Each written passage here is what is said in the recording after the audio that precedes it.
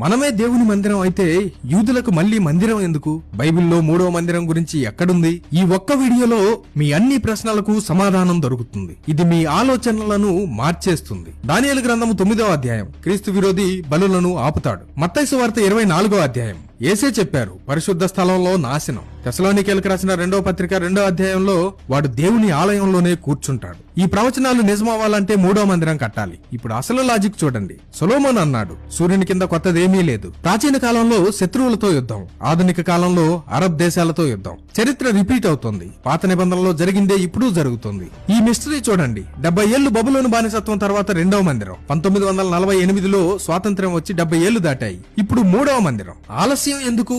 యుద్ధం మరియు దేవుని టైమింగ్. అందుకే ఎర్రని పేయ ఇప్పుడు దొరికింది. ఒకటి ప్రాక్టీస్ కి వాడారు, ఇంకొకటి 2025లో బలికి సిద్ధంగా ఉంచబడింది. ఇది 10వ బలి, మెస్సయ్య రాకకు సూచన. ఎప్పుడు? 2025లోనా? తిషాబీ ఆవునాడు అంటే ఏ రోజున గుడి పడిపోయిందో అదే రోజున పునర్నిర్మాణానికి తొలి అడుగు. ఈ బలితో యాజకులు శుద్ధి అవుతారు, ఆలయానికి మార్గం సిద్ధమవుతుంది. ఈ బలి జరిగితే యుద్ధం పెరుగుతుంది. శాంతి కోసం ఒక నాయకుడు వస్తాడు. మొదటి 2 మందిరాల పునాది వేసింది 2వ నెలలోనే, ఏప్రిల్ నుండి మే మధ్య కాలంలో. మూడవది కూడా అప్పుడే, అంటే 2026వ సంవత్సరంలో పునాది పడొచ్చని అంటున్నారు. యేసు చెప్పిన ప్రతి మాట నిజమైంది. కన్యక గర్భం, ఆయన మరణం, పునరుద్ధానం అన్ని.